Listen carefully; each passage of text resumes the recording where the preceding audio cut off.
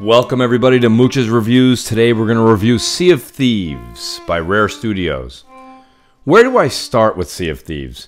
Maybe with games as a service. Maybe with Game Pass.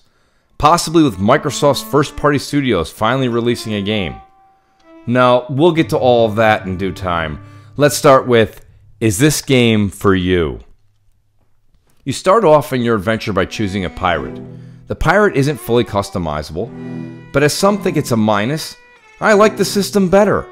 I sometimes find myself in other games spending up to an hour creating a character when I just want to dive into the game. Rare got this right. Besides, there are enough customizations in the game as you find chests and progress through the game to better dress and define your character. After you choose your pirate, you choose a variation of quests, and in no time flat, you're out on the high seas, off on your adventure. At this point, it's a go get your treasure or fight your skeleton king, grab your prize, turn it in, rinse and repeat. You all know this by now. You've either played the game or watched 100 reviewers already explaining this to you. This review opinion piece is to dissect what is great and not so great about the game. First, the great. The game reminds me of playing darts at the bar with 3 buddies.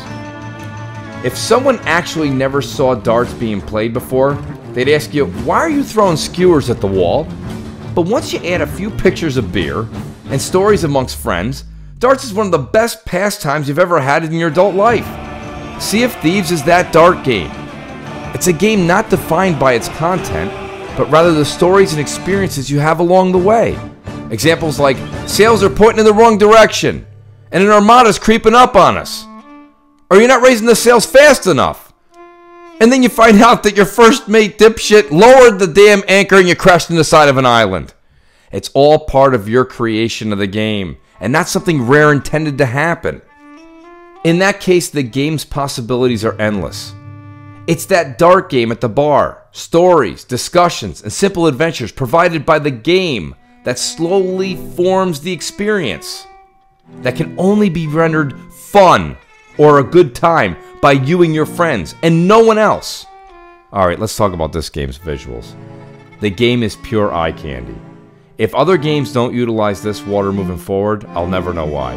The color scheme and artwork are gorgeous, and even though some will call it cartoony, I believe in this case for it to be Rare's calling card.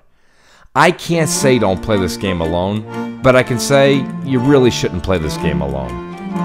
It goes from a few pictures of beer at the bar playing darts to a warm cup of tea and a game of solitaire. And herein lies where we kind of take a look at a few of the negatives. The game's fun and longevity is put into the user's hands, and some might think that's a positive. But for the same reason we're console gamers, we sometimes like to pop a game in and start playing the game. But some gamers are finding that making your own adventure isn't as much fun as talking about it actually is. I had concerns that a lack of content would lose the interest of many gamers, and to be honest, I still do. I've been calling this the Destiny effect, and I understand Sea of Thieves isn't Destiny, but it is wearing a Destiny's costume. People need the feeling of completion in life, and in video games. Even if a game doesn't have an end, it needs to bring the gamer ever so close to a level where they feel they've completed enough. Sea of Thieves doesn't fill that appetite because on your 1000th quest, you feel the same as your 1,000,000th quest. People ask me all the time, Mooch, what could they actually add? Look, I'm not a game developer, nor do I play one on TV, but I've offered my 2 cents.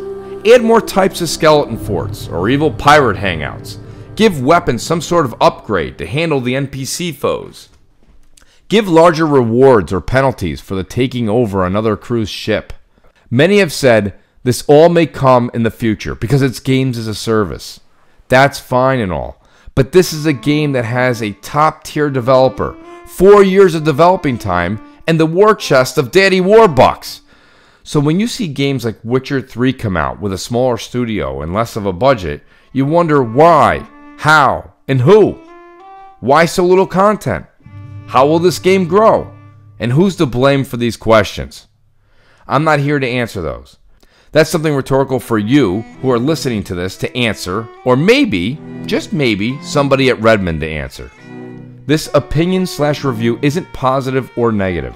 Yet it's like how Sea of Thieves is played by you, the gamer. Make up the review as you see fit. Ultimately, this game is stunning. Dare I say beautiful. And Rare has outdone themselves.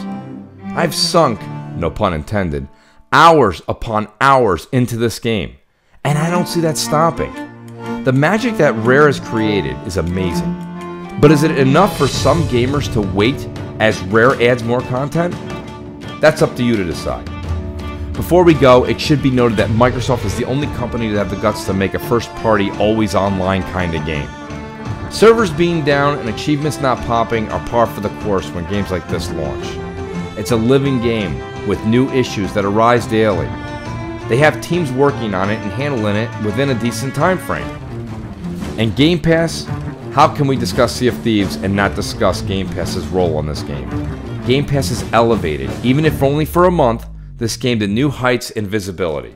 I recommend if you aren't in love with what you've seen so far, that you try the game on Game Pass. However, these user numbers may be embellished in 30 days when some decide to not re-up their subscription. Personally, I was gifted the game by a good friend, but if I hadn't, I fully plan to utilize Game Pass. All in all, this game is hashtag fun, and the experiences are ones that no one can recreate except maybe you. But my advice to Rare, if they're listening, would be to get new and exciting content out as fast as possible, so they can retain the players they currently have. Because as sure as it happened to Destiny, which had a ton more obvious content, this game needs more from Rare to keep this ship afloat. The Mooch gives Sea of Thieves a 7.5 out of 10, with the ability for the score to grow as content is added. Thank you everybody, and I'll catch you on the next Mooch's Reviews.